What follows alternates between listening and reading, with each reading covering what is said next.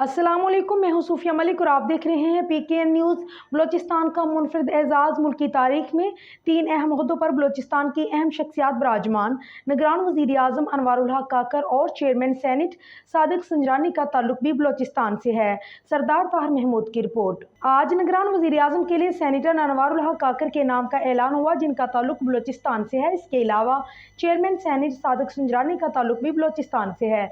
16 सितंबर से chief justice बनने वाले जस्टिस काजी फायज ईसा भी बलोचिस्तान से। इसी तरह बलोचिस्तान को यह मुनफरिद एजाज़ हासिल हो गया है कि 3 अहम ओहदों पर बलोचिस्तान से ताल्लुक रखने वाली शख्सियात बराजमान हैं।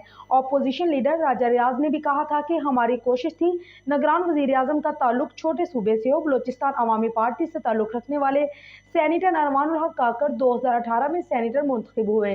अनवारुल हक काकर सेनेट की कायमा कमेटी समंदर पार पाकिस्तानी के चेयरमैन हैं। 2008 में मुस्लिम लीग काफ की टिकट पर कोयटा से कौमी असम्बली का इलेक्शन लड़े, जबकि 2013 में बलोचिस्तान हुकूमत के तर्जुमान रहे। ख्याल रहे कि वज़ीर आज़म और कायदे हस्ब इख्तलाफ के माबैन निगरान वज़ीर आज़म की तकर्री पर हतमी मशावरती अमल खुश असलूबी से मुकम्मल हुआ। अनवारुल हक काकर के नाम पर बतौर निगरान वज़ीर आज़म इत्तफाक किया गया। ताहम पाकिस्तान के 8वें निगरान वज़ीर आज़म अनवारुल हक काकर को वज़ीर आज़म का प्रोटोकॉल दे दिया गया है।